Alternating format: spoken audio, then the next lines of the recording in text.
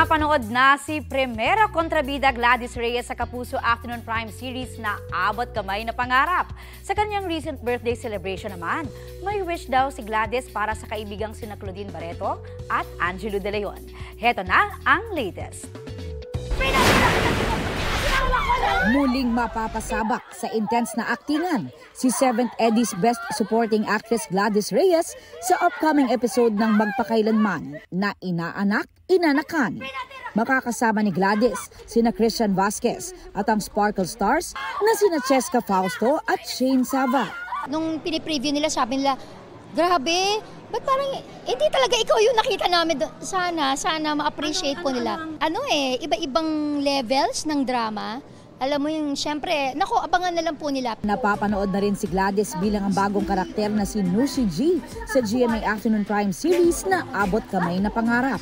Siya raw ang half-sister ni Morgana Gold na new character din nang nagbabalik sa serye na si Pinky Amador. Nakikita nyo na nga kaya nga paano ko is, ano ba to, kakampi ba to o kaaway ng mga tanyags, di ba? Yun ang aabangan nga nila. Para raw mas convincing ang kanyang Chinese role. Nag-aaral daw siya ng wushu.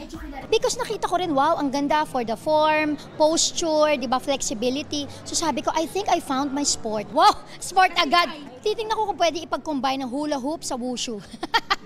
Habang nag-hula hoop, gumagano. Nitong January, nag-celebrate si Gladys at mister na si Christopher Rojas ng kanilang 20th wedding anniversary. Sa mismong party, ikinagulat niya ang naging revelasyon ng kaibigang si Claudine Barreto na may sama ito ng loob sa aktres na si Angelo De Leon. Kaya ang wish daw ni Gladys na mag-celebrate ng birthday recently, ito, honest naisip ko talaga, gusto ko humingi ng lambing kay Claudine na, pwede ba sa birthday gift, pwede ba magbati na kayo? Kapuso, para sa mga maiinit na balita, mag-subscribe sa GMA Integrated News sa YouTube. Sa mga kapuso naman abroad, subaybayan nyo kami sa GMA Pinoy TV at sa www.gmanews.tv.